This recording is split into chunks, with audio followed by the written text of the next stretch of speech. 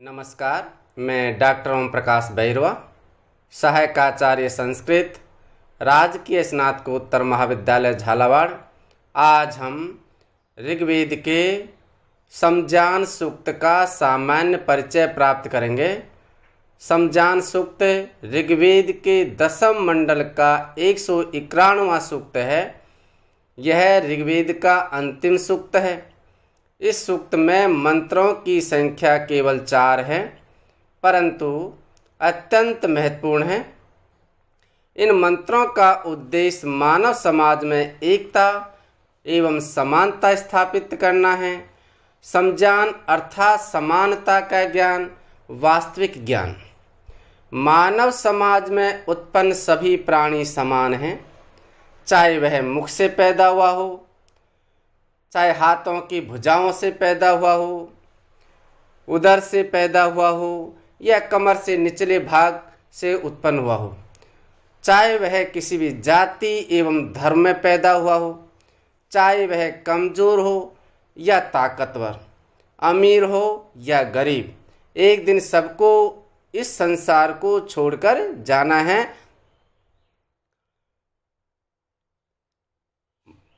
इसलिए इन मंत्रों का उद्देश्य मानव समाज में एकता स्थापित करना है। मानव पारस्परिक मतभेदों को भूलकर एक मंच पर उपस्थित हों तथा सभी कार्य समान हितों को ध्यान में रखकर करें। समजान सूक्त का प्रथम मंत्र अग्नि देवता को संबोधित किया गया है। इस मंत्र में अग्नि को कामनाओं का वर्षक एवं समस्त प्राणियों का स्वामी बताया गया है।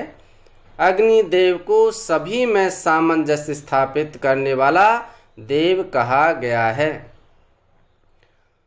ऋग्वेद जो समजान सूक्त है उसका जो द्वितीय और तृतीय और चतुर्थ मंत्र में परस्पर मिलकर संपूर्ण कार्यों को करने की प्रेरणा प्रदान की गई है।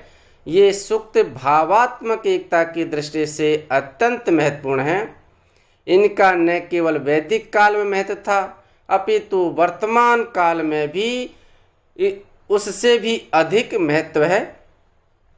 द्वितीय मंत्र में स्तोताओं से कहा गया है कि वे मिलकर चलें, परस्पर मिलकर ही एक बात कहें, अर्थात उनके मत एक हों, वे आपस में एक दूसरे के मनों को समझें।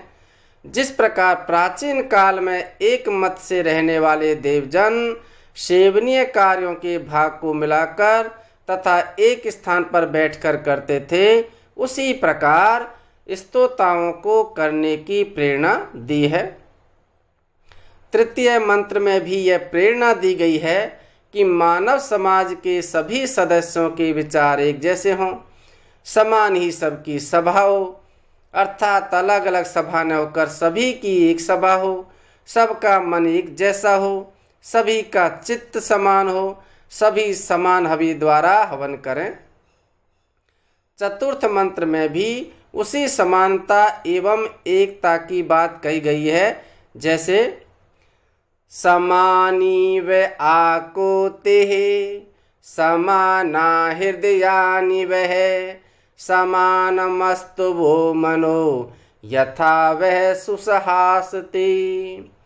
अर्थात आप सबके संकल्प भाव एक जैसे हों, सबके हृदय समान हों, सबका मन समान हो, जिससे सब मिलकर एक स्थान पर रह सकें तथा एकता के सूत्र में बंधकर कार्य कर सकें। इस प्रकार संपूर्ण समजान सूक्त में पारस्परिक भेदों को भुलाकर एकता अपनाने की प्रेरणा प्रदान की है। यह एकता सभी स्तरों पर होनी चाहिए, भावना से लेकर कार्य करने तक। यदि इस प्रकार की भावना संपूर्ण राष्ट्र के नागरिकों में उत्पन्न हो जाए तो राष्ट्र पूर्ण रूपेण सुसंगठित होकर कार्य कर सकता है। वैदिक काल में इस सूक्त का महत्व जितना था, इसके विषय में निश्चित रूप से तो मैं नहीं कह सकता हूँ, परंतु वर्तमान में भारत जैसे राष्ट्र में जहाँ जाति, भाषा, धर्म, विचार आदि को लेकर अनेक मतांतर हैं, इस सूक्त का अत्यधिक महत्व है। भावनात्मक एकता की दृष्टि से ये मंत्र विशिष्ट महत्व के हैं।